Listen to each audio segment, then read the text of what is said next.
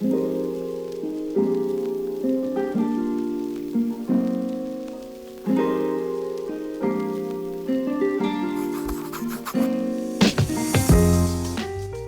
everyone and welcome to this video. My name is Lynn and I recently came back from a semester abroad at Yonsei University in Seoul, South Korea. I was there for the fall semester, which starts at the top of September and runs for 16 weeks until late December. So I experienced the very sweltering heat of late summer to the below negative temperatures of early winter during my time there. If you're interested in my travels or day-to-day routines while abroad, please check out the rest of my videos. Let's get started. I decided to make a, unpacking from study abroad video, if you will, just because I thought it would be more effective to talk about it after I had gone and went and I knew kind of the reality of what you should or shouldn't pack, so that I could give the best advice about what you should do, in my opinion at least. I assume that if you've clicked on this video, that means you're curious or you're preparing to study abroad in Korea, which, if that's the case, I'm so excited for you. Congratulations, and I really hope that this is a helpful video. Let's first talk about the clothes that I packed, and then the clothes that I bought while I was in Korea. First of all, I think one of the golden rules of studying abroad, in Seoul at least, is to pack light for a number of reasons. First, you're no doubt going to want to buy new clothes while you're over there because, you either like the fashion, you want a new wardrobe, whatever it is. But you're also going to have to do it to adapt to the changing weather anyway. And yes, you could theoretically pack for all the seasons that you'll be there for, but I think it saves you space in your luggage to not do that, and it gives you the opportunity to buy local clothes that are probably more suited to the actual climate and the culture, keep that in mind, of wherever you're gonna go, in this case Seoul. So here's what I ended up packing. For bottoms, I had 3 long skirts, 3 pairs of pants, and 1 pair of work or formal pants. I also packed a pair of shorts, athletic shorts, and leggings, but I only wore each of them maybe once, so I definitely could have left them. For my tops, I had white and black short and long sleeves and then 1 cardigan, so as you can see I just stuck with very basic colors and silhouettes just so it'd make it easier to mix and match my wardrobe. And then for colder months, I packed a scarf, gloves, and a long down coat, and these are 3 items that I suggest buying in Korea, as there's no shortage of them over there. Personally, I really did want to buy some cute scarves or even the head wrap things that they have over there, but I live in Southern California, so I knew it would be kind of a waste to come back with more winter clothes that I'm never going to wear over here, so I just packed the ones that I already owned and decided not to buy anything. And of course, I packed plenty of underwear, and that includes all undergarments, so undershirts, socks, safety shorts, tights, etc. If you're going to be in Seoul from anywhere between November and probably March, you will need thermal underwear. So I packed some heat tech on the way there, but I knew I was going to end up buying some more once I was over there. And this is where we can transition to the items that I bought abroad. So I bought a piece or 2 probably during the warmer months, but my main purchases were during the colder months for warm outerwear. Now let's move on to toiletries. I packed about a month's worth of pads, so that's technically a week's worth, right? I took some masks with me, although I definitely did not need this many. I took a small first aid kit, some ibuprofen, and my prescription. So I have eczema, so to me this was just lotions, but any prescriptions that you have, you should definitely be taking with you, although double check if they're legal or not in Korea. I also packed toothpaste to last me the entire time I was there, and I will talk about why a little bit more in depth when I go through my full packing list at the end. And of course, I needed sunscreen, skincare, but the ones I'm showing you right now are actually all the ones that I returned with. So, as anyone knows, South Korea is the global capital of skincare, so I only took travel-size toiletries with me when I was on my way, and then this is everything I brought back with me. And finally, I just had, my miscellaneous bag, so nail clippers, makeup, tweezers, etc., whatever it is that you normally pack with you. And for shoes, I packed a pair of Doc Martens, which definitely came in clutch during the cold and wet days, and then a pair of high-top Converse. I also had a pair of white sneakers that I wore probably most of the time, and right before I left I just threw them out because they were completely covered in holes. Also, I wanted to note that I packed all of this into 1 carry-on size bag, and then I shoved that carry-on size bag into a full-on checked size suitcase. I also stuffed the gaps in between, but I did manage to fit everything in. The point was for me to be able to, minimize the amount that I was bringing over so that I essentially had an entire suitcase worth of wiggle room for all the things that I wanted to bring back with me. If I could do it over again, I would have just brought 2 full-size bags instead of the 1 carry-on. But the carry-on made it easier for me to travel when I stopped in Japan on the way home. But otherwise, I still 100% recommend packing this way. Like, pack so that you basically have 50% of your luggage space empty, or plan on buying luggage over there if that's what you want to do. Okay, so now onto my backpacks and purses. What I had in here were my school supplies for the most part. I had my laptop, chargers, stationery, etc. I also had a folder full of all of my essential documents, and make sure you have that on you. So for me, that was everything that I needed for immigration in the first place. I knew they weren't going to ask for it at the airport, but I just wanted to make sure that was always on me. I had my chargers, and specifically my charging adapters, which you want to make sure that you get. I already had a couple notebooks that I was trying to practice Korean in, and I brought them with me, but personally, if I could do it again, I would just leave them at home, because you're not going to use them, you're going to start new ones. Unless you are someone who you really think you will use them, don't bother. And then, since this is like an unpacking video, I guess I'm also going to just show you some of the other things I brought back with me. So everything here is mostly just souvenirs. It's a bunch of postcards, everything that I saved and collected. I personally, I'm already a postcard collector essentially, and I also think that they make some of the easiest souvenirs if you want to give them away, or as a personal souvenir from literally anywhere that you go. Any museum, landmark, they're bound to have something that hopefully catches your eye, and it's a pretty inexpensive way to keep something. And then as for other souvenirs, at this point that I'm filming this video, I'd already given most of them away to my friends, but I basically got everyone like a tiny keychain. So this is one of a little bear wearing a hanbok, and this is something I picked up in Insadong, as well as these iconic beer openers. And then I just have some other souvenirs. So like this is a pin that I picked up in Jeju. We have a New Jeans album, because how can you go to Korea without picking up something K-pop. And I also got this fancy little Andong soju bottle for my dad. And then just my purse. I guess this is nothing special. At the end of the day, it's what I carry in my everyday purse, whether I'm in Korea or in the US. I always had a disposable film camera with me. I actually didn't use it, even though it was on me at basically every single moment, because I would just keep forgetting, which was a regret. I didn't have this with me all the time, but I had my Polaroid camera with film, and then I always had a reusable bag on me. That's going to be helpful for you to have at all times in Korea. Of course, I had my wallet. Always carry cash with you. A passport, that's a given. And then the thing that I 100% always needed was a power bank and chargers to go along with it. This literally saved me probably every single time that I was out. If I didn't need it one day, I was going to need it the next day. So I 100% recommend having a portable charger. These two things, I guess you can't pack, but you're going to need them when you're over there, would be a SIM card and then your transportation card.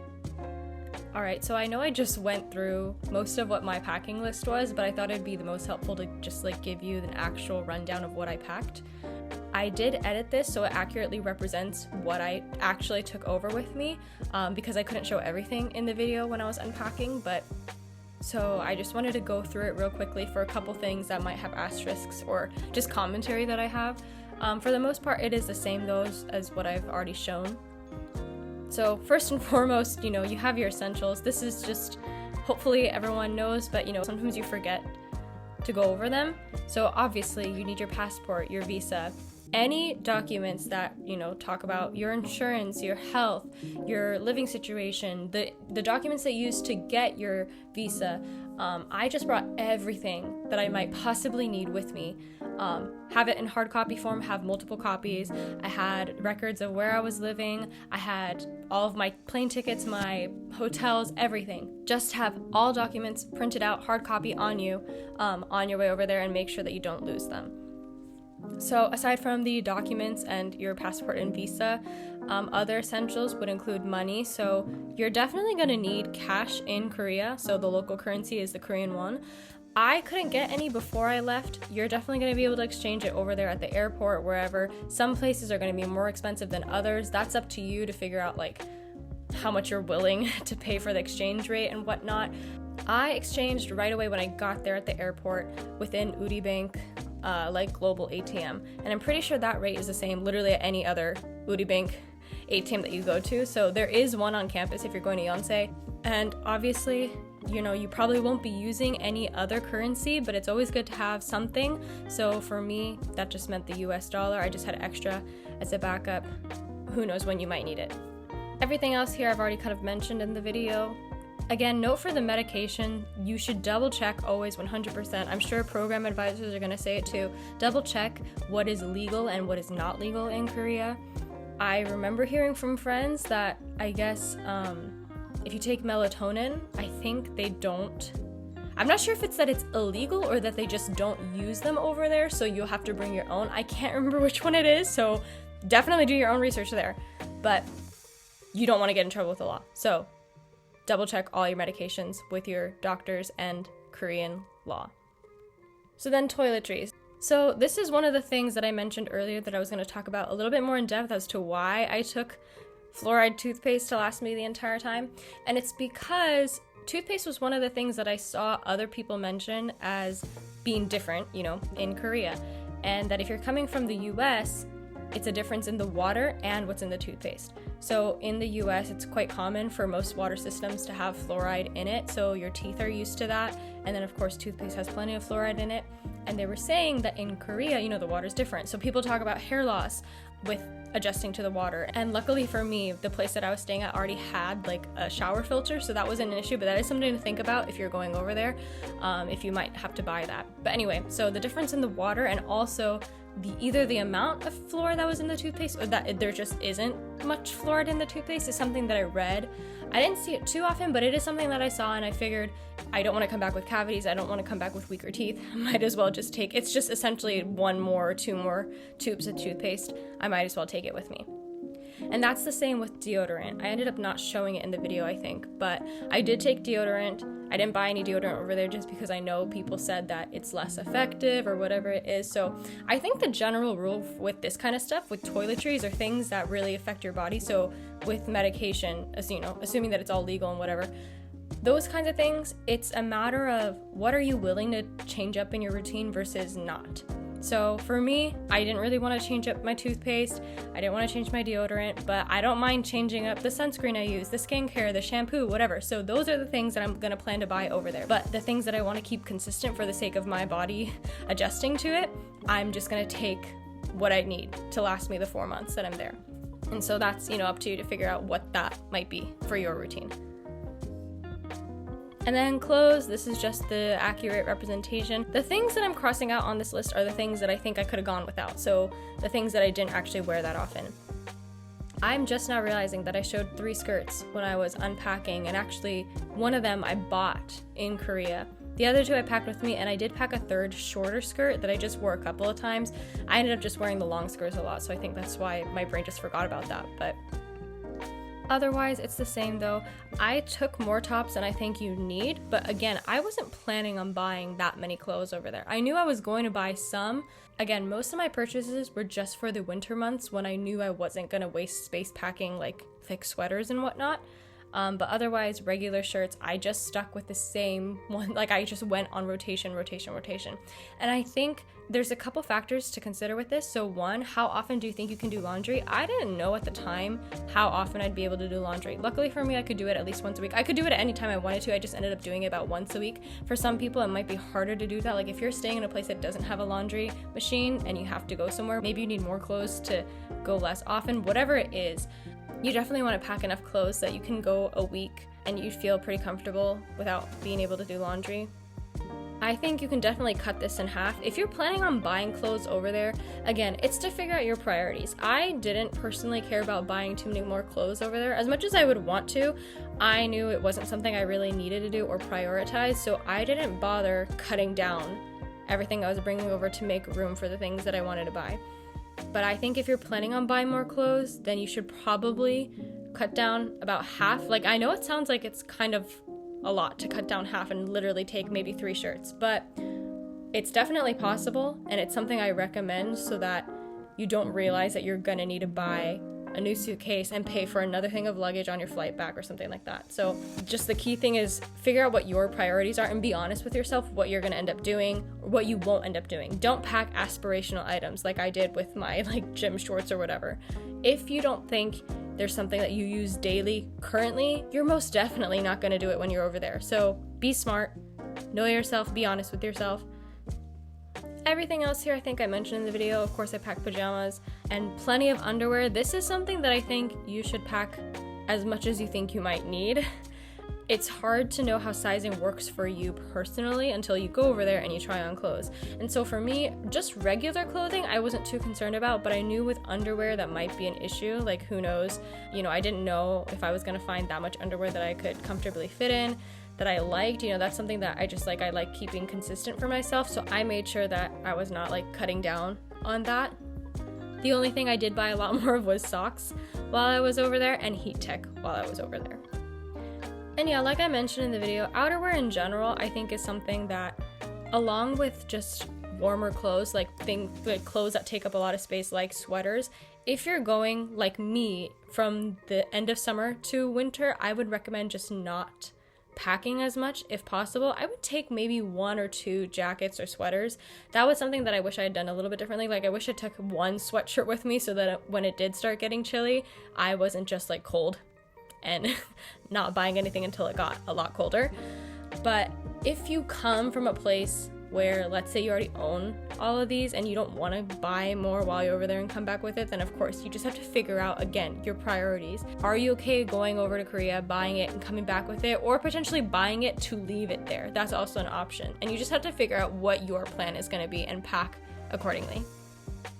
Other miscellaneous stuff that I had, so I took a small thing of jewelry. I really wear the same jewelry every single day, so it was just a tiny case with a few alternatives. I had some belts and then all the shoes that I showed. I also did take some indoor sandals with me just because I knew I was going to live in a shared sort of space. My room was to myself, but the area was shared, and I just wanted to have indoor sandals, or I would always be wearing socks in the communal areas. And then finally, other miscellaneous items that I didn't really show would be homesick snacks. So this is something that I saw recommended quite often, to take anything with you that you think are not going to be found over there that you might want to eat when you're missing home. For me, there actually wasn't that much that I think I wouldn't have been able to find over there. I ended up taking a couple boxes of mac and cheese, some crackers, and popcorn kernels. And crackers and popcorn kernels, you can find in Korea. And I just I'm someone who likes to eat popcorn late at night when it's too late for me to have a meal, but I'm a little bit hungry. So that's just why I made sure I had it from the start instead of having to buy it over there or find where they might be selling it, because in some places it is kind of hard to find. Mac and cheese is the one thing I will say that they didn't have. And I realized I didn't actually end up eating it a lot. I had to force myself to make it for dinner sometimes to use it up. But whatever this might be for you, homesick snacks, I know people like taking Cheetos or hot Cheetos. They do have a lot of things in Korea though. It's just that some of them might be expensive, harder to find. You just gotta do your own research and again, know yourself, what that might be, and see if it's something worth packing. Some other comments I wanted to make, this isn't a long list of maybes, but they were things that I was considering potentially taking with me. It's kind of a lie to say that because I didn't actually think about taking bedding or towels with me because I knew the place I was staying at provided bedding, but the issue is if you're rooming in dorms, I know that might be something you have to buy, or same thing with towels. Those are things for me personally that I knew that if I had to buy it, I was just gonna buy it and leave it there. And then secondly, I just ended up not bringing a water bottle because I knew that I was gonna buy water once I got there, right? And then the place that I was staying at had a water machine, so I could just use that same water bottle. I would wash it, but I could essentially use a water bottle that I bought once and just keep refilling it for a week or two.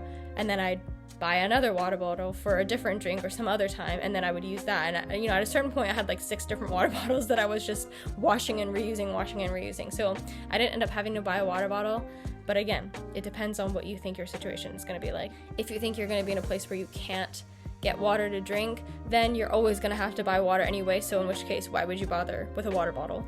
But yeah, that was all the comments I wanted to make in addition to what I already might have said. But this is genuinely very accurately what I packed, because I edited it after I got to Korea and was unpacking, and I made sure to make a note so I'd know in the future. And this is everything that fit into the carry-on and all the gaps in between the carry-on and the full-size suitcase, so you can definitely do it. So yeah, this was my realistic South Korea study abroad packing guide. I really hope it was helpful. I did a lot of my research on this before I went. I looked at so many different lists online. I looked at so many different packing videos. And at the end of the day, it is going to be individual. I can only say so much. Everything that I say, please take with a grain of salt. But I wanted a realistic reflection of what I thought the main things to keep in mind were when you're packing for something like studying abroad. I think it's probably not that different from if you're moving for college and you end up having to pack something. It's basically the same rules. Just know yourself, don't be aspirational, buy the things that you can plan to buy over there, take the things with you that you definitely can't, and just be a little bit flexible. So yeah, thank you again for watching. I hope this was helpful, and if you're studying abroad, I wish you the best. It's gonna be the best time of your life. Have fun. I mean, I know I did, so I'm sure you will too.